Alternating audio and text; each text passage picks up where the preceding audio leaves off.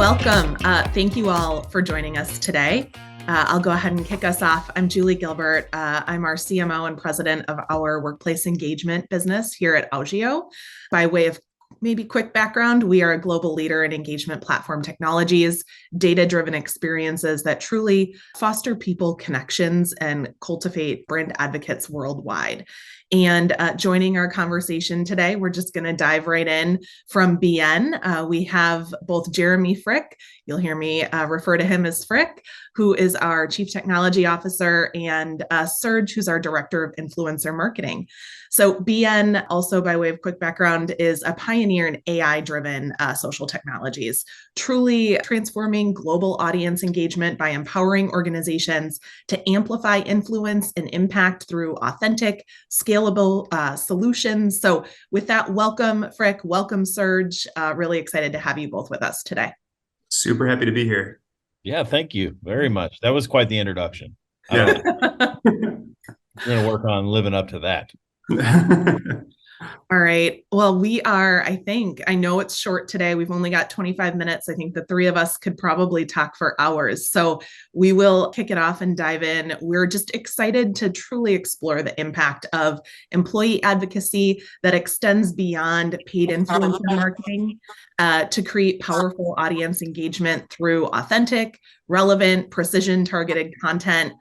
So let's dive in. Maybe, Serge, I'll pass the first question that we want to start with today over to you and start by considering what exactly is authentic brand advocacy? Why is it crucial in the workplace and across our social media landscape? Well, that's a great place to start. We're here to talk about brand advocacy, and I think what you just said, there's a nuance to the question. You just said authentic brand advocacy, and I think that's super important because the conversation continues to evolve. I think we know what brand advocacy is at this point. That's literally individuals communicating and selling and just representing a brand for a brand's sake. So very often that's what's happening in the world, and we see that paid influencers, celebrities, all these different conversations around what that could look like to support brands. But when you say authentic, now we're taking on a new little angle. We're talking about what does it look like for someone to just really share their passion, someone to share their specific experiences, not with anything specific in mind, like to get paid for it or to get something specific. That can still happen. But I think when you start talking about authentic brand advocacy, we're talking about employees. We're talking about the everyday shopper and customer. We're talking about local shops and local connections to the brand and sharing their very unique voice. And I think that's where it gets really exciting. I think the authenticity part of it, just to add on to what Serge is saying, is super important and super relevant because we all live these like hyper digital lifestyles now, right? Where we're kind of always at arm's length and we're interacting with each other in a significant way through screens, like we are right now, frankly. But that authenticity, that human touch, is more and more important as we still want those sorts of relationships. We still want to know that the person that's advocating or talking about their brand or products or whatever it is isn't doing it for for mixed reasons. They actually really care about the brand or they really like the thing that they're doing. So yeah, that's I think that's what's kind of the most exciting thing about this is really driving home that authenticity, especially in an increasingly digital AI powered kind of world. And it's only going to be more and more important as people kind of continue to seek that human touch. So I want to jump back in to what you just said, Frick, in the conversation of specifically now we have AI influencers. So we have not just paid celebrities selling a brand, but now we have literal AI digital assets that are created to push brand advocacy specifically. And so you start talking about that. We're all aware that we're being sold something. And I think where it becomes authentic and where it becomes legitimate is when your neighbor, you follow your neighbor on social, your family, your friends that you interact with on a daily basis, and all of a sudden they're communicating things that they're excited about. That's where the authenticity comes in, and what I think we're most excited about with what we're working on, I know, and what we're hopefully going to talk about today. Yeah.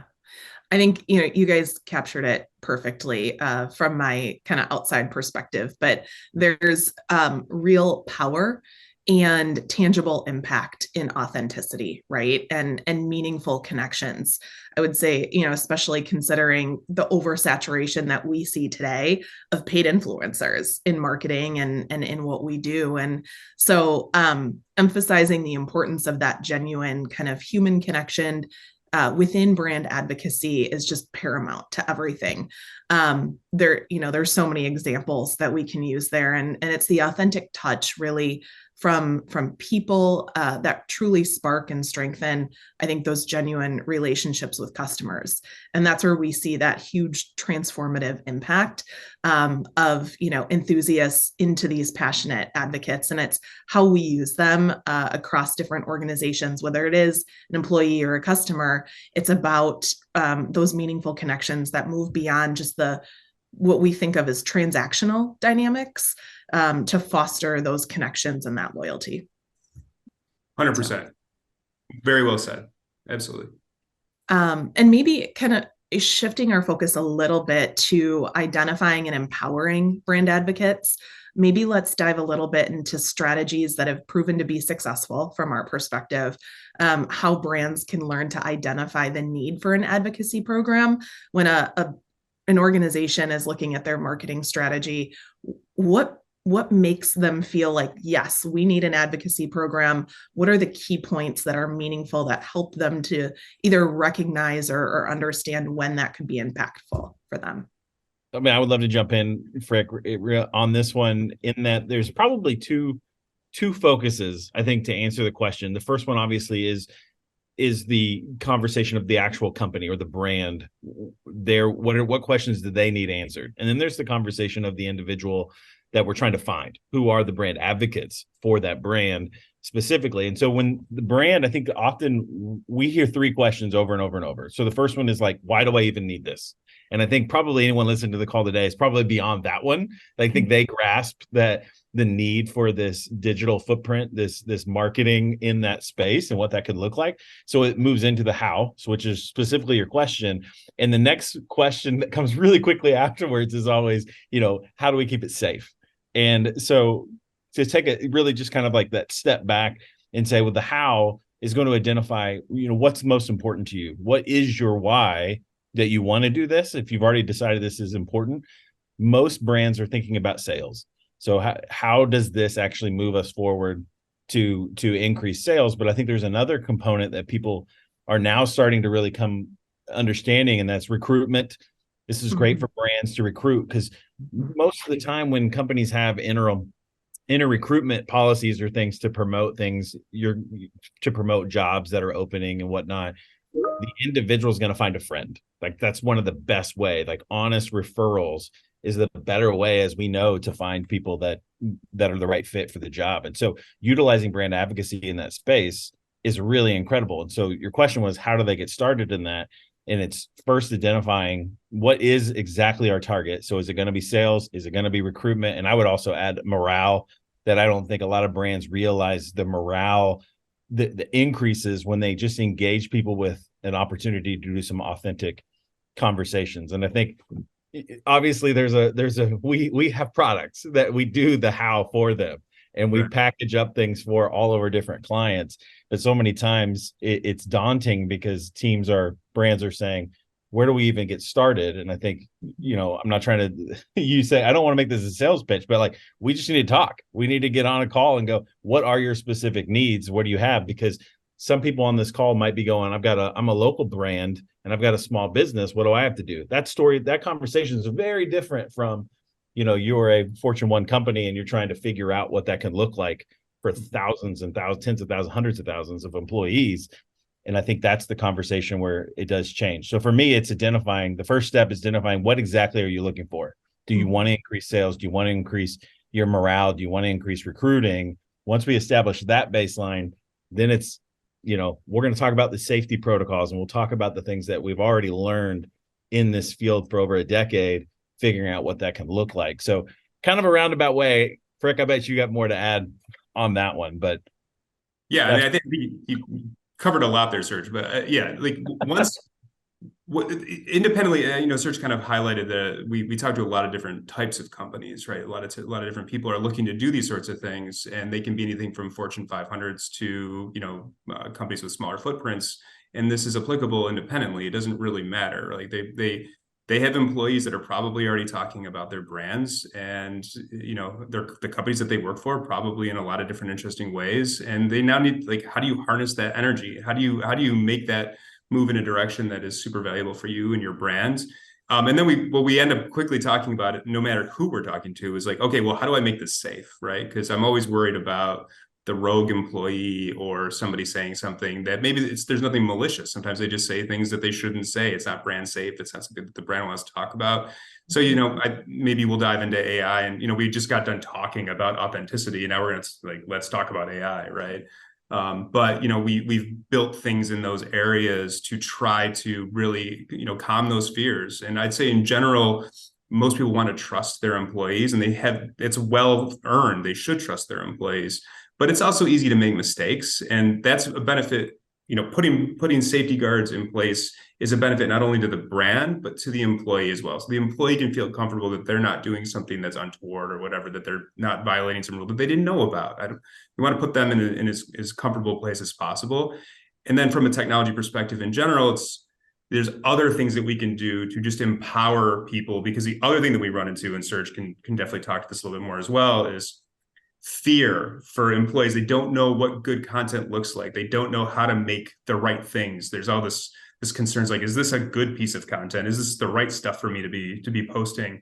And really, once they get into the program, once they get excited about it, once they're doing it as part of their just normal day-to-day, that fear kind of goes away.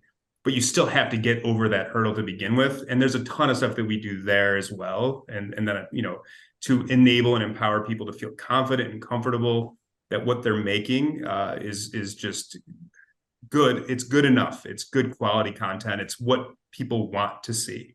It doesn't have to be highly polished. Doesn't need to be some crazy thing like that. Mm-hmm. People want that authenticity. They want good content, and we need to get employees and nano influencers essentially over that hurdle of fear. Right. So.